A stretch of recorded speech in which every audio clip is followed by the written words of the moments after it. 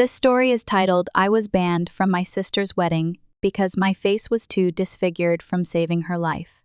Have you ever saved someone's life, only to have them turn their back on you? I never thought I'd be asking myself this question, especially not about my own sister. As I sit here, staring at the wedding invitation that arrived 3 days ago, my scarred hands trembling with a mix of anger and disbelief, I can't help but wonder how we got here. The sister I jumped into a burning car to save now wants me nowhere near her perfect wedding because my face might ruin her photos. But let me start from the beginning, because you need to understand everything that led to this moment. I'm James, 28 male, and until 8 months ago, I was just your average guy, working as a high school chemistry teacher in suburban Minnesota. My sister, Sarah, 25 female, and I were always close, despite our different personalities. She was the social butterfly, working as an event planner, and dating Michael, 29, a successful real estate agent. Our parents, David, 56 male, and Lisa, 54 female, always said we complemented each other perfectly. I was the sensible one who talked her out of her wilder ideas, and she was the one who dragged me out of my comfort zone. Life was good, simple even. I had my own apartment, a job I loved, and was casually dating someone named Emily, 27 female, who I'd met at a local coffee shop. Every Sunday, we'd all gather at our parents' house for dinner. Sarah would bring Michael, I'd bring Emily, and we'd spend hours talking about our weeks and future plans. Sarah would excitedly share details about her upcoming wedding, which she'd been planning for over a year. Everything was picture perfect until that rainy night in July. I remember every detail of that evening with crystal clarity. Sarah had called me, crying about a fight she had with Michael. She wanted to meet at our usual spot, a small diner just outside of town. It was pouring rain, the kind of heavy downpour that makes it almost impossible to see more than a few feet ahead. I was about 10 minutes away when I saw her car swerving on the wet road ahead of me. What happened next still haunts my dreams. Her car hydroplaned, spinning out of control before crashing into a guardrail. The impact wasn't what scared me, it was what I saw next. Smoke started billowing from under her hood, and then I saw the first flicker of flames. You know those stories you hear about people doing incredible things in moments of crisis, how mothers lift cars to save their children. I never understood that kind of instinctive reaction until that moment. I didn't think about the rain, the fire, or the danger. All I could think was, that's my baby sister in there. But here's the thing about being a hero. Nobody tells you about the aftermath.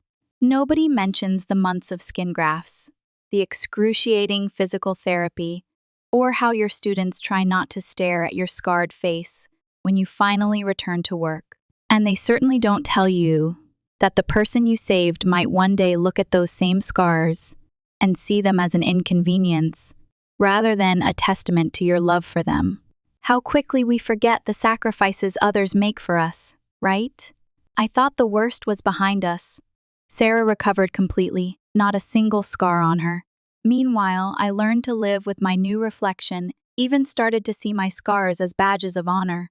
Emily stuck by me through it all, saying they made me look distinguished. But as Sarah's wedding day drew closer, something began to change. The Sunday dinners became less frequent. Sarah's calls grew shorter. Then came the invitation. But before I tell you about the gut punch of a conversation with my sister, you need to understand just how much everything changed in those 8 months. Because what happened next? Well, let's just say it made me question everything I thought I knew about family, loyalty, and what we owe to the people we love. The invitation sat on my coffee table for 3 days before Sarah finally called. I still remember checking my phone that morning, seeing her name pop up, and thinking maybe, just maybe, there had been some kind of mistake. God, I was so naive. "We need to talk about the wedding," she said. Her voice had that fake sweet tone she usually reserved for clients she didn't like. I should have known right then what was coming. What followed was possibly the most surreal conversation of my life. My sister, The same person I'd pulled from a burning car 8 months ago proceeded to explain how she'd been thinking about the aesthetic of her wedding. Apparently, her photographer had concerns about how my scars would translate in photos. Can you believe this?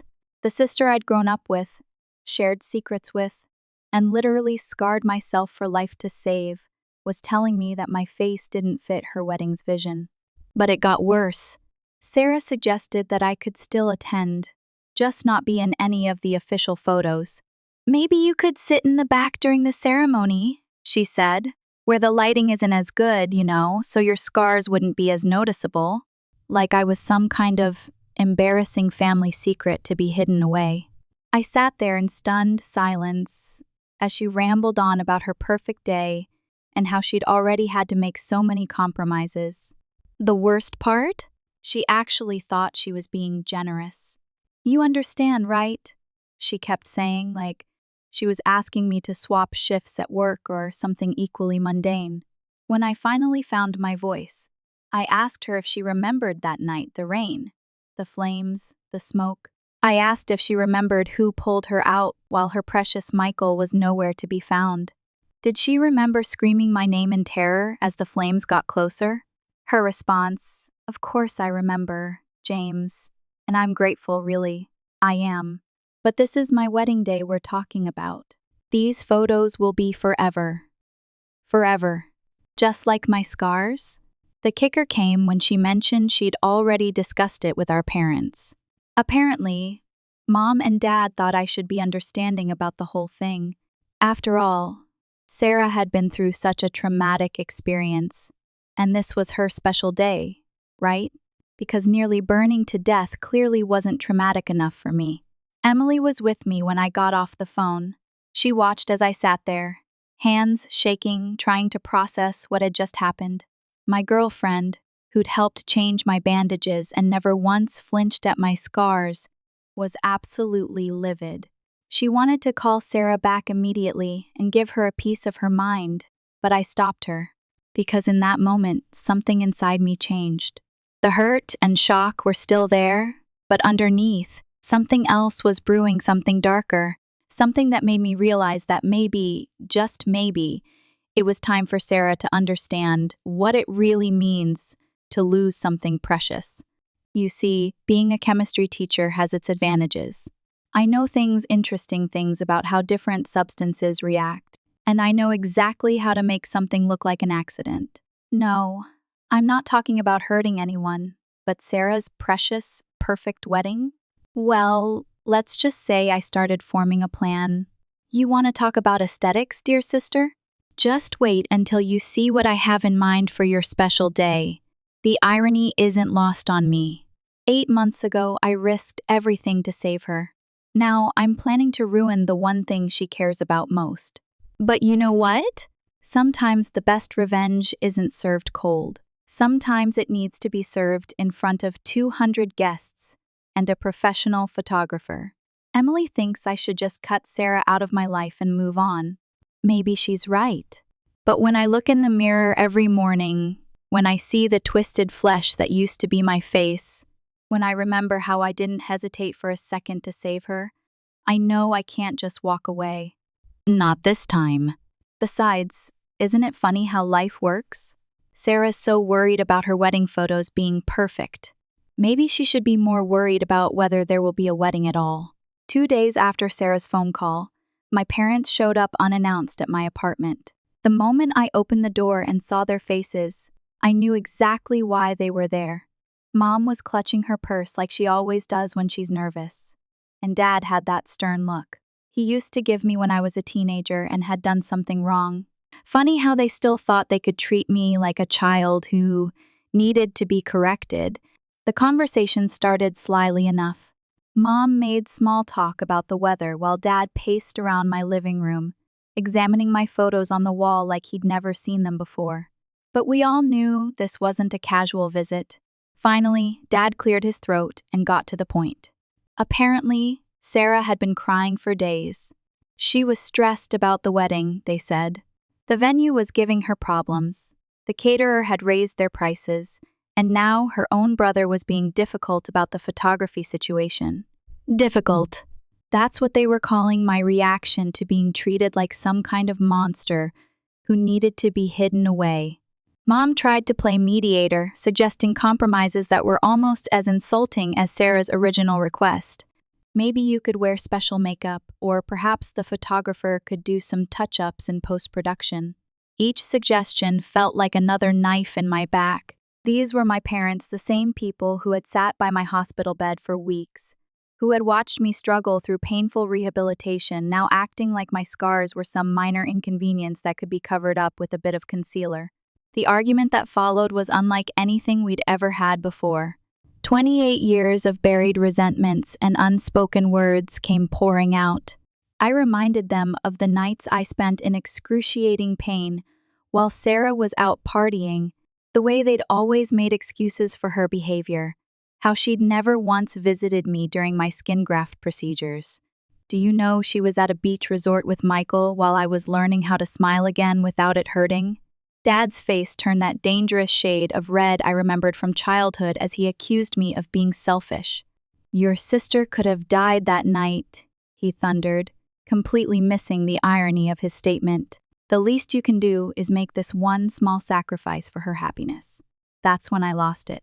I pulled up my shirt to show them the scarring that spread across my chest and back. Small sacrifice? I asked. Like this one? Or this? I pointed to my face. Tell me, Dad, where was Michael that night? Where were any of you when I was pulling her out of that car? Mom started crying, of course. She always cried when confronted with uncomfortable truths, but this time, her tears didn't move me. I was done being the understanding one, the one who had to compromise, the one who had to bear all the scars, both physical and emotional, while everyone else got to move on with their perfect lives. The final straw came when Dad suggested that maybe I was jealous of Sarah's happiness, of her perfect life with Michael, of her unmarred face.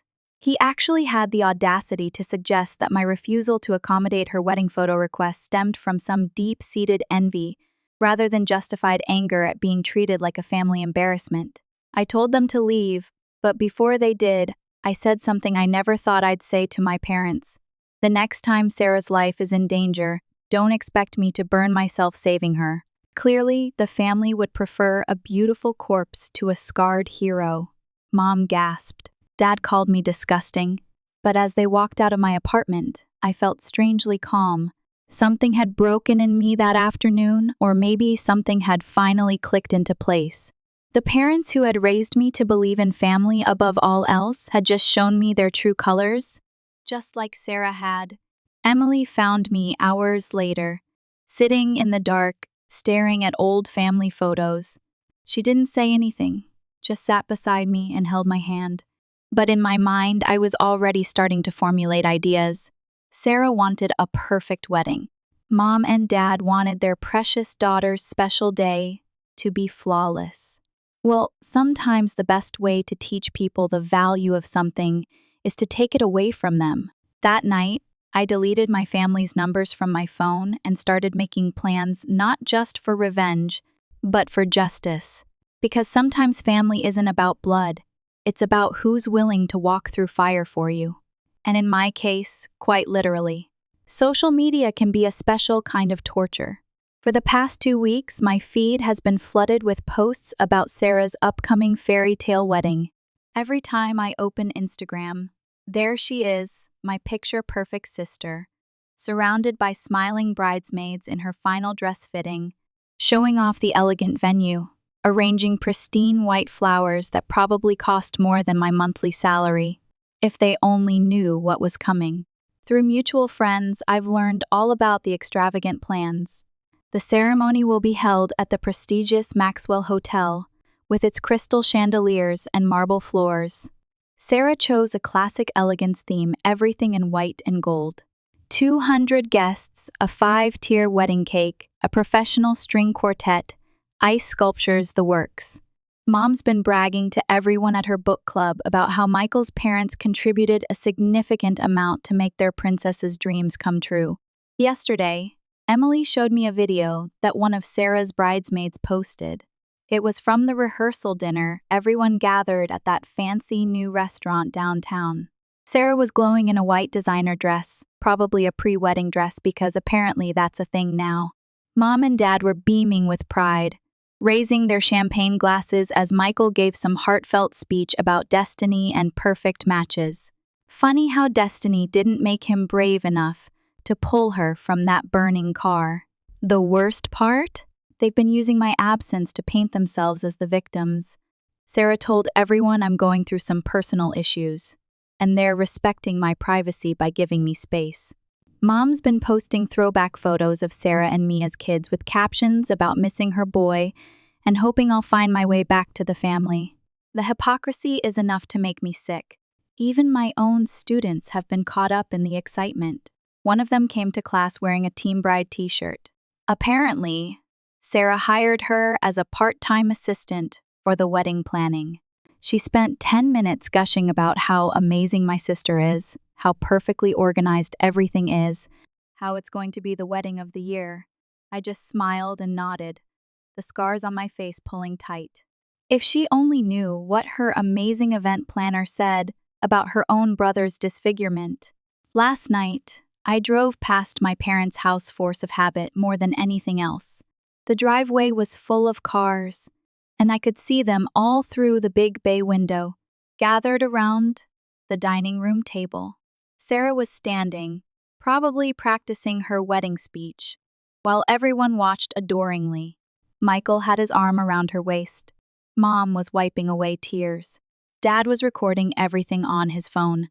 It was like a scene from a Hallmark movie, the perfect family preparing for the perfect wedding. Emily caught me watching and suggested we leave before someone saw us.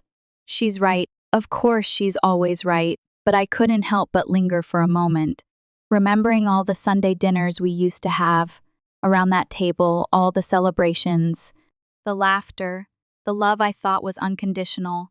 How quickly it all burns away when you're no longer aesthetically pleasing enough to be included in the family photos. The wedding is in 3 days. They're all so busy with their final preparations, their rehearsals, their picture-perfect moments. Sarah's latest post shows her wedding countdown chalkboard, 72 hours until I marry my soulmate. The comments are full of heart emojis and congratulations. Nobody suspects anything. Why would they? In their minds, I'm just a bitter, disfigured brother who couldn't be happy for his sister's special day, the family disappointment who couldn't understand that some sacrifices need to be made for the sake of perfect wedding photos. They probably think I'm sitting at home, nursing my wounds, regretting my decision to skip the wedding. If only they knew what I was actually planning. Emily's been watching me closely, probably worried about what I might do. She knows me well enough to sense that I'm up to something, but she hasn't asked any questions. Maybe she doesn't want to know. Or maybe she understands that some things can't be forgiven, some bridges need to be burned completely. Tomorrow is the final preparation day. The flowers will be delivered, the cake will be finished, the place cards will be arranged, everything will be perfect, just like Sarah always wanted. And I'll be in my lab at school after hours, making my own preparations. Because every fairy tale wedding needs a memorable ending. Right, sis? The wedding day arrived with perfect weather, exactly what Sarah had hoped for her outdoor ceremony at the Maxwell Hotel's garden terrace. I watched from my car as the guests filed in, all dressed in their finest. Emily squeezed my hand, asking one last time if I was sure about this. I just nodded. Some bridges aren't meant to be rebuilt. Being a chemistry teacher has its perks, like knowing exactly what combination of harmless ingredients can create the most memorable reactions. I'd spent the last few days preparing everything meticulously in my lab after hours, nothing dangerous. I'm not a monster, just something that would make this wedding unforgettable. For all the right or wrong reasons, I waited until the ceremony was about to begin before making my move. The hotel staff knew me after all. I was still listed as a groomsman until 2 weeks ago. Nobody questioned my presence as I walked through the back entrance, carrying what looked like a wedding gift. Emily stayed in the car, ready for our quick exit. The garden terrace was stunning white roses everywhere, golden chairs arranged in perfect rows, a string quartet playing softly. The 5-tier wedding cake stood proudly near the refreshment area, exactly where I knew it would be. Perfect! That's when Sarah spotted me. She was in her preparation room, adjacent to the terrace, door open, surrounded by bridesmaids. The look on her face shifted from shock to anger to fear in seconds. She came storming out in her pristine white dress, designer heels clicking against the marble floor. "What do you think you're doing here?" she hissed, keeping her voice low to avoid drawing attention. "I told you you're not welcome. Your face will ruin everything." I smiled, feeling my scars stretch. Just wanted to congratulate my sister on her perfect day. Mom and Dad appeared behind her, their faces pale. Dad started to move toward me, but I held up my hand. "Don't worry, I'm not here to make a scene. Just dropping off a wedding gift." Sarah's face contorted with disgust. "I don't want anything from you. You're not my brother anymore. Do you know how much stress you've caused me? How many nightmares I've had about you showing up and ruining my photos? Just looking at your face makes me want to." She made a retching sound, physically recoiling from me. God, I wish I'd never called you that night. There it was, the final nail in the coffin of our relationship. I placed my gift on the table near the cake and turned to leave, but Sarah wasn't done. "You know what? I never properly thanked you for that night," she said, her voice dripping with sarcasm. "So thank you, brother, for giving me something to be embarrassed about for the rest of my life. Every time someone asks about you, I have to explain why my own brother looks like that." The guests were starting to stare. Mom was crying. Dad looked like he wanted to drag me out. But I just smiled again, checked my watch, and said, "You're welcome, sis. Enjoy your perfect day." I was halfway to the exit when I heard the first screams. My little chemical concoction had done its job perfectly. A combination of harmless but potent compounds that, when mixed, created an odor so foul it could clear a building. The best part? It was time-released, gradually becoming stronger over several minutes. The chaos that followed was beautiful. The putrid smell of rotten eggs and skunk spray filled the air. Guests began gagging. The string quartet stopped playing. Sarah's precious white roses wilted in a noxious cloud. And there, in the middle of it all, stood my sister in her perfect white dress, retching for real this time. I watched from the parking lot as people poured out of the garden terrace, holding their noses. The hotel staff was baffled they couldn't find the source of the smell, and their ventilation system only spread it further. Sarah came running out last, her mascara streaking down her face, her perfect wedding ruined. She saw me standing by my car and screamed something, but I couldn't hear her over the commotion. I didn't need to, her face said it all. The same look of disgust she'd given my scars was now being given by everyone to her perfect venue, her perfect flowers, her perfect day. Emily was trying not to laugh as we drove away. "Was it worth it?" she asked. I touched the scars on my face, remembering the flames, the pain, and Sarah's words, "You're not my brother anymore." "Every single second," I replied, watching the chaos fade in my rearview mirror. Some things you can't cover up with makeup or hide in the back row. Sometimes the ugliness needs to be right out there in the open for everyone to see. Let's see how those wedding photos turn out now, sis. 3 days after the wedding disaster, I was grading lab reports in my classroom when the principal called me to her office. My stomach dropped when I saw who was waiting there. Mom, Dad, Sarah, Michael, and some guy in an expensive suit I'd never seen before. Sarah's eyes were red and puffy, but there was pure hatred in them when she looked at me. "Here we go." Turns out, they figured it out pretty quickly. The hotel's investigation found traces of chemicals in the gift box I'd left. Being the only chemistry teacher in the family made me the obvious suspect. But what really gave me away? The security cameras in my school lab had caught me working late those nights before the wedding. The suit guy, apparently the hotel's lawyer, had all the footage ready on his tablet. The numbers they threw at me were staggering. The ruined wedding had cost over $85,000. The venue had to be closed for 3 days for deep cleaning. The flowers, the food, the cake all wasted. And now they wanted me to pay for everything, not just the damages to the hotel, but a complete do-over wedding for precious Sarah. "You're going to fix this," Dad growled, throwing a detailed invoice on the desk. "Every single penny. Your sister deserves her perfect day, and you're going to pay for it." Sarah, who hadn't spoken until then, suddenly found her voice. "You know what's funny?" she said, her words sharp as glass. "I was actually starting to feel guilty about not wanting your horrible face in my wedding. But now I realize I was right all along. You're a monster, James, not because of your scars, but because of who you are inside." Rich, coming from someone who disowned her own brother over some photos, Mom tried her usual peacekeeping routine, suggesting I could take out a loan, maybe sell my car. "It's the right thing to do, honey, after what you did." The principal sat there uncomfortably as Michael detailed their plans for the new wedding, same venue, same everything, just 2 months later. They'd already booked it all again, confident they could force me to foot the bill. They even had payment plan options worked out. How considerate of them. I let them finish their demands before speaking. When I finally did, my voice was calm. No, the silence that followed was deafening. "I saved your life," I continued, looking directly at Sarah.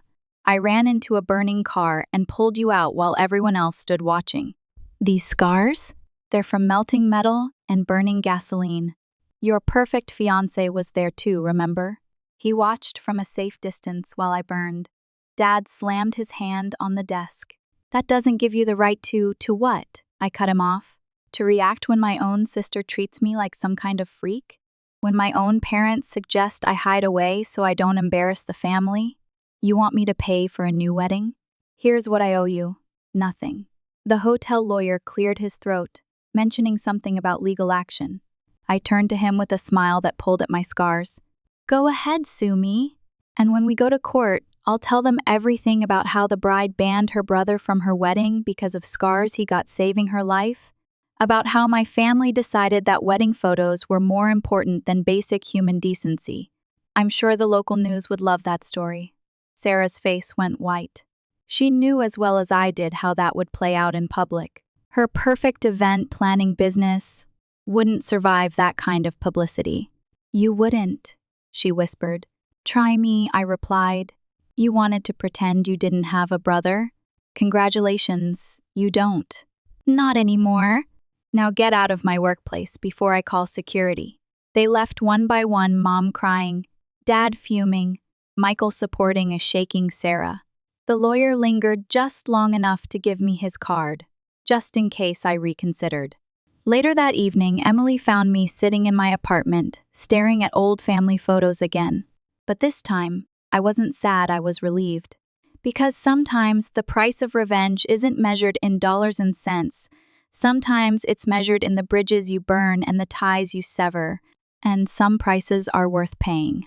2 months after the wedding disaster, I was leaving school when I saw a familiar figure sitting on the steps, Sarah. She looked different, no designer clothes, no perfect makeup, none of that carefully curated appearance she usually maintained. She was just sitting there, hugging herself in an oversized sweater, looking small and lost. Life has a way of humbling people, doesn't it? I learned from Emily, who heard through mutual friends, that everything had fallen apart for Sarah in the weeks following the ruined wedding. The story of what happened had spread through our small town like wildfire. Her event planning business took a massive hit. Turns out people aren't keen on hiring a wedding planner whose own wedding ended in disaster. But the real blow came when Michael left. Apparently, he couldn't handle the embarrassment, the whispers, the stares, the way people looked at them with a mixture of pity and barely concealed amusement. He called off their rescheduled wedding 3 weeks ago, saying he needed space to reevaluate. Last I heard, he'd started dating one of his real estate clients. I considered walking past her to my car after everything that happened, I had every right to ignore her, but something made me stop. Maybe it was the way she was sitting there, looking so much like the little sister I used to know, the one who would climb into my bed during thunderstorms, the one I didn't hesitate to save from a burning car. "What are you doing here, Sarah?" She looked up, and I saw tears in her eyes, real ones. This time, not the manipulative kind she usually used to get her way. "I've been trying to work up the courage to come see you for days," she said softly. "I didn't know if you'd even talk to me. I didn't sit down, but I didn't leave either, just stood there, waiting. Michael left me," she continued, her voice cracking. "But that's not why I'm here. I mean, it is, but not because I need something from you. It's because when he left, do you know what he said? He said he couldn't be with someone who would treat their own brother, someone who literally walked through fire for them like garbage over some wedding photos." She wiped her eyes with her sleeve. "And the worst part is, he was right. I've been horrible, worse than horrible. I've been a monster, and not the kind you see in movies, the real kind. The kind that looks their savior in the face and calls them ugly." Was one actually hearing this? "You know what I remember most about that night?" she continued. "Not the crash, not the flames. I remember your voice. You kept talking to me, telling me it would be okay, even as I watched your skin burning. You never screamed, not once. You just kept making sure I was okay." She stood up but kept her distance, like she wasn't sure she had the right to come closer. "I'm not here to ask for forgiveness, I don't deserve it. I'm not here to fix things either, some things can't be fixed. I needed you to know that I understand now about the scars, about sacrifice, about what real ugliness looks like. I felt something shift inside me, not forgiveness. Exactly, but maybe understanding. It took losing everything for you to see it." She nodded, fresh tears falling. "I lost my fiancé, my business is failing, most of my friends won't talk to me anymore. But you know what hurts the most? Knowing that I lost my brother long before any of that, not because of what you did to my wedding, but because of what I did to you." Emily was waiting in my car, watching us carefully through the windshield. I could see the question in her eyes. "What are you going to do?" "I can't go back to being your brother," I said finally. "Too much has happened." Sarah nodded, already turning to leave, but I wasn't finished.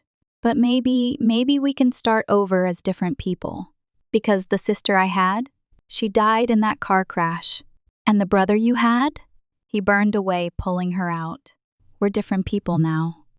She looked at me, really looked at me. Maybe for the first time since the accident, not at the scars, but at me. "I'd like that," she whispered, "even if I don't deserve it." "You're right, you don't," I said honestly. "But sometimes life gives us second chances not because we deserve them, but because we need them." As I walked to my car, I heard her call out one last time. "James, thank you not for today, for that night, for everything." I didn't turn around, but I nodded. Because sometimes that's enough. Sometimes the deepest scars aren't the ones you can see. And sometimes healing doesn't mean going back to the way things were, it means finding a new way forward, even if the path is as twisted and marked as the scars on my face. After all, some bridges don't need to be rebuilt. Sometimes you just need to build a different bridge entirely.